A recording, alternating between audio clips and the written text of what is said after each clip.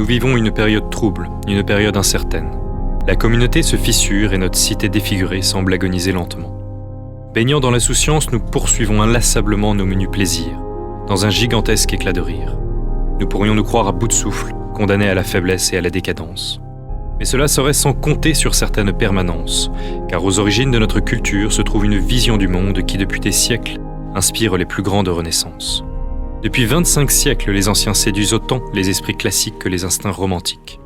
Ainsi, Chateaubriand disait-il « J'aurais voulu mourir avec Léonidas et vivre avec Périclès ». Sans doute exprimait-il là ce soin de l'âme si propre aux personnalités soucieuses d'excellence. Ce gentilhomme semble être un écho du Kalos Kegatos, de l'homme beau et bon qui nous vient du fond des âges et de la Grèce archaïque, et qui apparut dans des périodes non moins troubles et incertaines. Sparte nous légua sa gloire martiale. Dans cette cité ayant pour seul rempart les boucliers de ses guerriers, le Kalos Kegatos désigna les plus remarquables d'entre eux.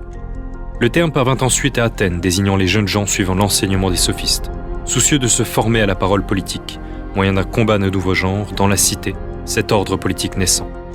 Puis vinrent Socrate et ses élèves, Platon, Xénophon et Aristote, élevant ces jeunes gens à l'éthique et réorientant le cœur des jeunes Athéniens en leur transmettant leur amour pour la raison pratique, la justice, le courage et la tempérance.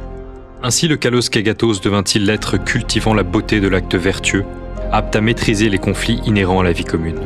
Imprimant ce modèle dans l'esprit européen, les Grecs transmirent à notre continent leur idéal d'une personnalité complète, harmonieuse d'âme et de corps, compétente au combat comme en parole, dans le chant comme dans l'action. Ainsi furent dessinés les traits d'une humanité modèle, et non d'une humanité nouvelle comme le voudraient les utopistes. C'est ce modèle qui n'a pas cessé de renaître en Europe sous des formes nouvelles.